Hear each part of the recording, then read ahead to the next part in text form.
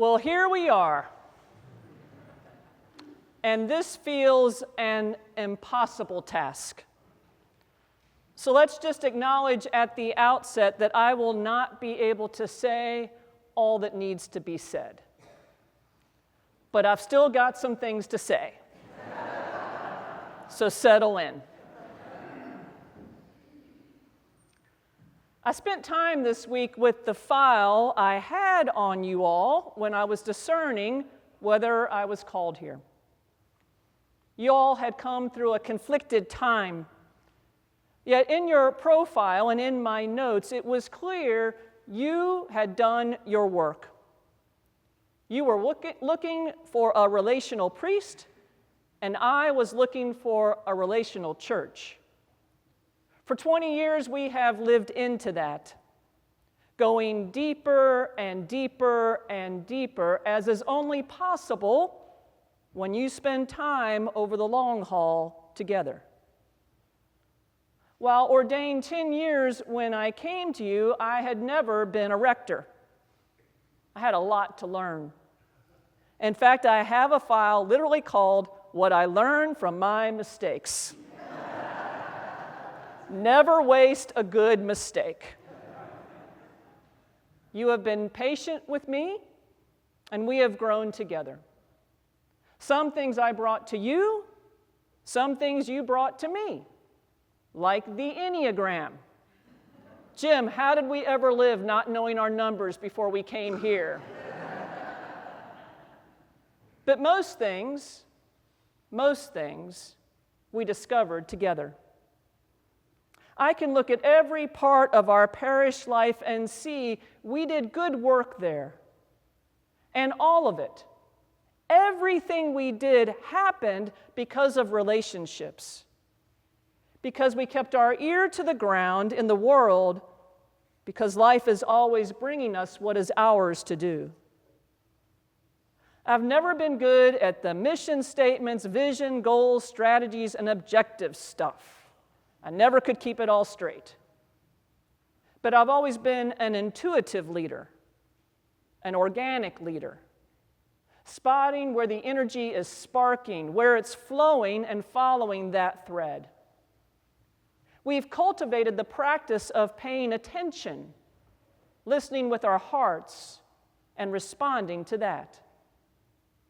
Like Katrina happened in 2005, and because of relationships through Kathy and Bruce on the Mississippi coast, we were on the ground quickly. But you never have been a one-and-done type of congregation. We had teams go work out of Camp Coast Care for years, enough that the bars in Gulfport knew Boone folks would be coming through in December to watch App State win back-to-back-to-back football championships. Tragedy struck, life happened, and you responded. Outreach and social justice have always been at the heart of this parish. But engaging both aspects is such a tricky line to walk. The world certainly has political opinions, and churches can so easily lose their way. It's so hard to let the scriptures confront us and convict us, and to have our actions flow from that space. It's so tempting just to have our opinions and use the scriptures as a prop. But just because it's hard doesn't mean we get to opt out. Jesus and his way touch every aspect of our lives. It's all fair game. And you know by now that I am constitutionally incapable of dodging a hard text or a hard issue in the world. And if I have to work that hard wrestling with the text and sermon, by golly, I'm going to make you work that hard too. So thank you. Thank you for taking the ride with me every Sunday as we have worked it through together. And you also know that our baptismal vows are a really high bar. Most especially that one of respecting the dignity of every human being, especially the ones with whom we disagree. I held you to that standard, and I held myself to that standard. And I know from listening to you all over these last few weeks that you've got that one in your bones. You have been remarkable in your teachability. In 2006, 20 of us went off to a politics and spirituality conference in D.C. We came back and started working groups, one of which was called Building Bridges, as we sought to bridge the conservative-liberal divide and ground our work. And then in 2013, when some of y'all went and started getting yourselves arrested in the Moral Monday movement, I told you that if you were going to do this work, then you had to train for it. And so we started the Social Justice Training Group. And we studied Scripture and Christian ethics and history, and we read the actual legislation, and we committed ourselves to nonviolence, and we grounded it all in contemplative practice. It was amazing work. And you took the ride. Life happened, and we listened, and we learned, and we responded. You never were afraid to experiment. It's one of the most fun things about this place. We've always been a laboratory for the wider church. We'll try anything. Searching for new ways of approaching things like the supper groups we formed, using the practices for talking about things that matter that we developed over the years in the book study and the vestry, just to get better at talking across the differences that are tearing our world apart. The Wild Goose Festival made a deep imprint on us and stoked our creativity. We had a whole year of alternative liturgies once a month on Sunday evening. We created the service of anointing and the service of lament. We used improvisational music, did hike church, and we even danced the Eucharist. Literally a whole hour of dancing the Eucharist with not one word spoken. It was wild. And whenever we figured something out or created a resource, then we share it with the diocese and anyone else who wanted it. A willingness to experiment and generosity, these are in your DNA.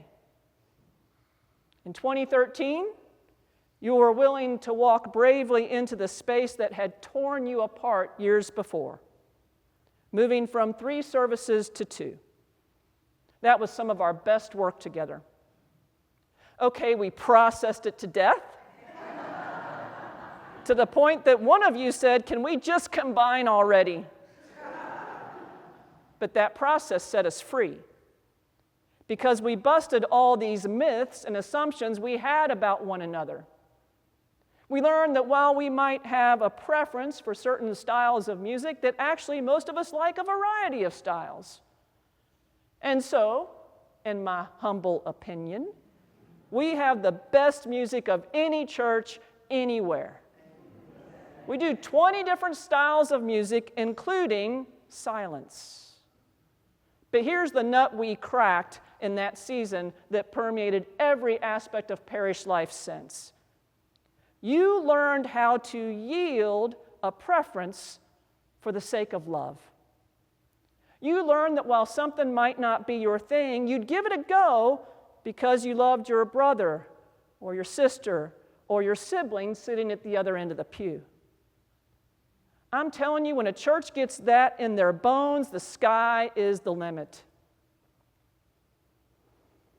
I knew how special you were when tragedy struck us on October 5th, 2006.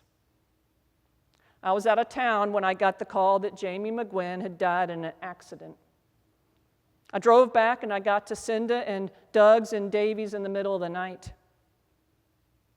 I'll never forget walking in and the house was full. The community showed up. Nobody had to tell you. You just knew to go. I'll never forget it. And that wasn't the only hard death we had to move through. So many. Bill Maher was once asked at a diocesan meeting, "What is your parish's gift?" And he said, "We do death."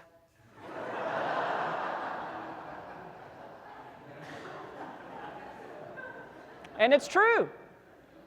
We do death well. We aren't afraid of it. And we can walk with people in the hardest places. Long and hard dying processes, sudden and tragic deaths, deep grief. When mental health and substance use have been part of the picture, we told that truth too, with deep compassion and love, countering the shame and judgment that the world is eager to deliver. We are all, always, more than our darkest moment. Thank you for doing death well. The world doesn't. You have learned what so few know. The secret to living well is knowing how to die well. Good Friday and Easter always go hand in hand. My sister once told me, you St. Luke's people wade into places with people that other churches just don't go. You are fearless that way. The care and love you extend to one another is so beautiful. It's in keeping with the other Bill Maher maxim, we do life together. And along the way, we've had to learn and face the limits of our skills and capacities. It's never easy to admit that something is beyond our capacity to fix or heal. But we learn to know what we could do and what we couldn't. We've wrestled with our shadow side, learned about boundaries and how to pray and love someone without knowing the details, and how to keep the person at the heart of our concern in the driver's seat, taking our cues from them. We've come to trust that presence is everything, and that presence goes where words cannot. And back to that we do death. Over the years, we learned how to let things die. Once vital ministries sometimes run their course and need to lie fallow. The yard sale generated funds for outreach when you didn't have the capacity to budget for that, not to mention some great fellowship and a fabulous country breakfast. But it ran its course. And when we let it go, 3 significant things got born that year: the Mary Boyer Garden, the Social Justice Training Group, and combining our services and starting alternative liturgies. We developed criteria to discern when it's time to let something lie fallow and when it's time to birth a new ministry. This capacity is what has kept us from burning out and growing resentful, and instead allowed us to grow and evolve and thrive and keep changing in ways that are life-giving. The COVID season was brutally hard and unbelievably life-giving. Never waste a crisis. It was such a creative time, and it was a roller coaster. But you took the ride. We protected the most vulnerable among us, and that wasn't always easy, but you yielded your preference for the sake of love of the other. And you caught the tech vision and invested in the equipment so that we could do what we do with excellence. We created something that is participatory and engaging and lives on.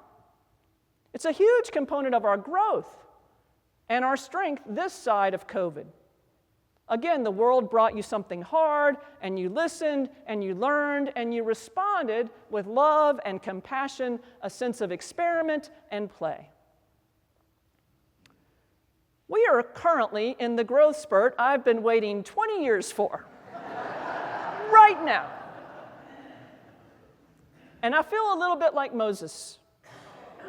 Y'all are heading on into the promised land, and I'm not going to get to go with you and see where all this energy and life go. But this is how it goes. You know that Paul planted, Apollos watered, but God gives the growth stuff. I'm just glad I got to stay long enough to catch the start of this new wave. So yes, we have done so much good work together. We've kept our ear to the ground and listened for God's call every step of the way and responded with faithfulness. But our best work has been in loving one another. Before I come to our shared love, I want to back up. I'm not just closing out a 20-year ministry with you, I'm closing out a 30-year ministry. And my family has been with me from the beginning. Mom, my first spiritual guide, who always had her quiet time in the early morning hours and models the life we all aspire to so beautifully. The best siblings in the world, Kathy and Steve from birth, and Bruce and Molly from my young adulthood. You all were BJ, before Jim. And have been with me every step of the way.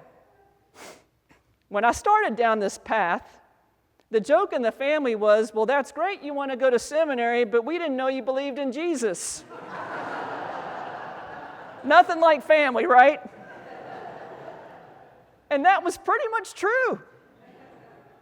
But you supported me anyway, and Jesus worked it out with me.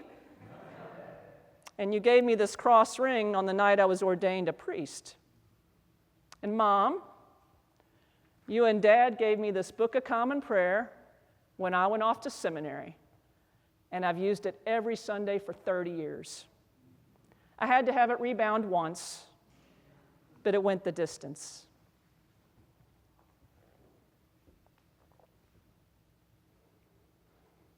So, I love you guys, and thank you for supporting me and keeping me grounded in ways that only family can do. And Jim, there are no words. You have walked this journey every last step of it with me. And you all need to know how grateful we both are for all the ways we have grown spiritually because of you. Jim, you have had a deep and abiding ministry in your own right, but none more important to me than the love we have shared and grown. You have been patient, and I can't wait to see what adventures lie ahead for us in our life together. Most of you have never met Jimmy, but he is kindness incarnate, wide open to the world, tender and spiritually curious. He's taught me so much about love and compassion and life in the hard places. And Maddie, I know you don't want me to say much, so this will be brief. You are my best teacher. You keep my mind and my heart sharp and tuned into the things that matter most. You have taught me the importance of limits. And that muscle of yielding and honoring one another's needs, we have made that muscle strong together. You too have been patient with me. Thank you. Next, the staff with whom I have been privileged to work. If you are currently or have ever been on staff here, please stand.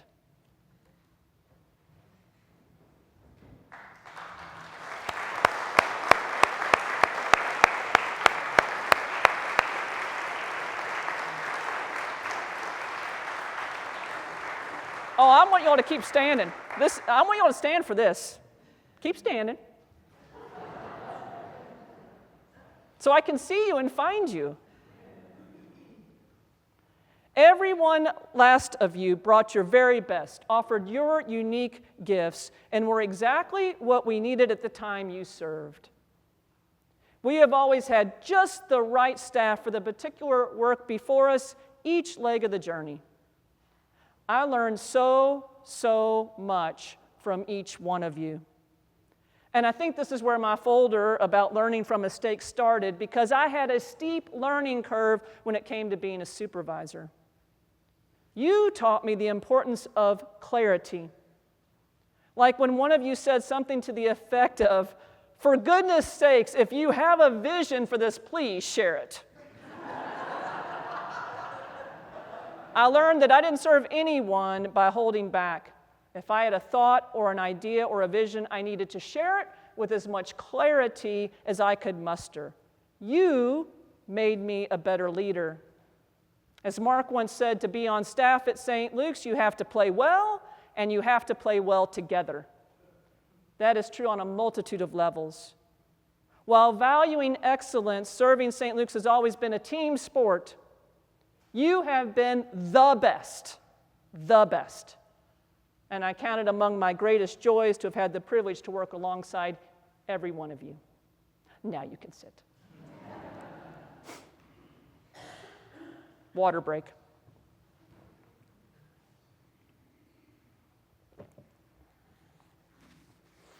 Now on to you. The first priest I ever worked for was Mark Linder. He actually took a couple of Sundays during my first sabbatical. He's in the pantheon of wise priests, and he's imprinted pretty deeply on my priestly soul. He taught me the most important lesson a priest ever needs to know. Love your people. Love your people, and they will forgive a multitude of sins, he told me. Loving you has been my sacred privilege and joy. And within that love, for the times I have missed the mark with you, for things I have done and left undone that have hurt you, know that I am truly sorry. When you love long, and you love deeply, and you love passionately, and you love well, hurt is a part of it.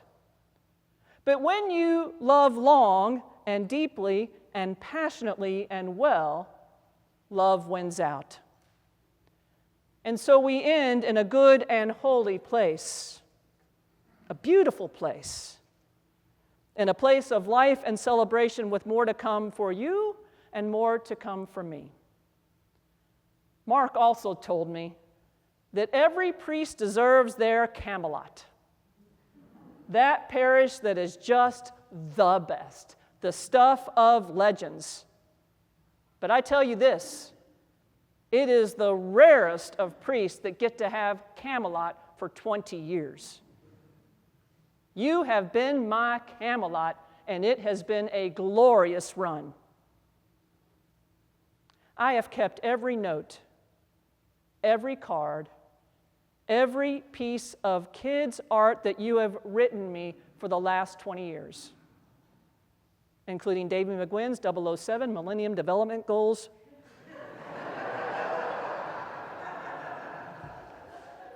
I found that this week. It's an entire file drawer.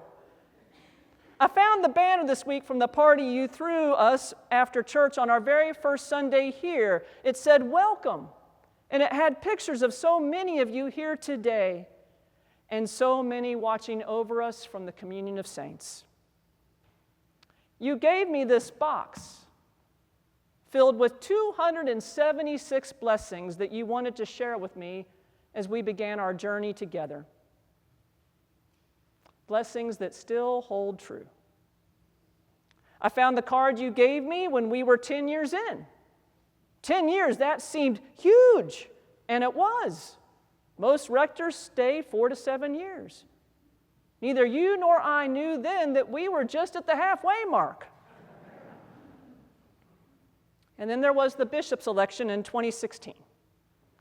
Honest to goodness, just this past Wednesday, my daggone OneDrive memories showed me 2 pictures from the infamous day after.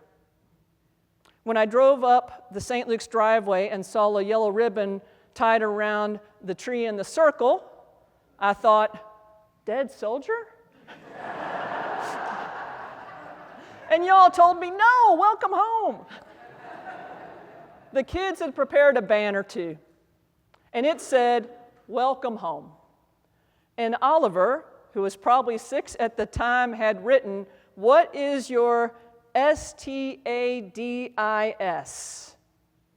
What is your status? And I thought, well, that is the existential question of the day. You had prepared a party, which we still had. You hugged me, and I cried. So many tears. It was one of the longest days of my life, and one of the most beautiful shows of love I've ever experienced. That is, until we have moved through the last several weeks. You have showered Jim and me with your love and your memories. You have told me what I have meant to you. It has been my alabaster jar, see Mark 14. Lavish, extravagant, overflowing shows of love. Believe me, you have touched me and shaped me in ways that are deep and indelible. I love you, and I will carry you in my heart always. And if I walk out that door and you pull back from this community, know that I will haunt you from wherever I am. I'm not kidding. You see, this was never a me endeavor, a Cyndi endeavor. It's always been a we endeavor. It's about the ministry we shared together, all that we have learned. It's embedded in you. It's embedded in this community. When the kids and I had our dance party a few weeks ago, I created a carefully curated playlist. I must say that dance party was epic. And the last 3 songs were quite intentional. Mercy by Dave Matthews Band, because it's your job to change the world. 3 Little Birds by Bob Marley. Don't worry about a thing, 'cause every little thing is gonna be all right. And REO Speedwagon. Any guesses? Roll with the changes. Keep on rolling, keep on rolling. Ooh. Anybody? Really? I told the kids that some of the grown-ups were going to struggle with this change, and that it was their job to help you remember that everything's going to be all right. When you get anxious, first remember what Jesus always says: do not be afraid. Or better yet, from our Christmas play, fear not. Look to Jesus. And look to those who've been through transitions before, both in this community and in other churches. Look to those who are newer, who bring fresh perspective. Look to one another. You are strong and wise. You are passionate about following Jesus and his radical way of love. That's what drew me to you. You were already living it, and I wanted to live it with you. So will another priest. You are a catch.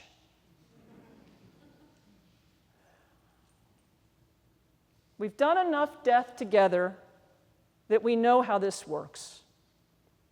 I've preached and officiated close to 90 funerals in this place. And what I have said in one way or another on each of those occasions, so now I say to you, though we part ways, the veil is very thin. When we are bound in love to Jesus and to one another, there is no time or space. There's no distance. When we are bound in love, we are bound for eternity. I know that I've been a big part of your lives, and you have been a huge part of mine. And though it's now time for us to release one another, our hearts will track one another forever. So, dear beloved St. Luke's, change the world. Don't worry. Everything's going to be all right. Just keep rolling with the changes. And know that as you do, my heart will be tracking you.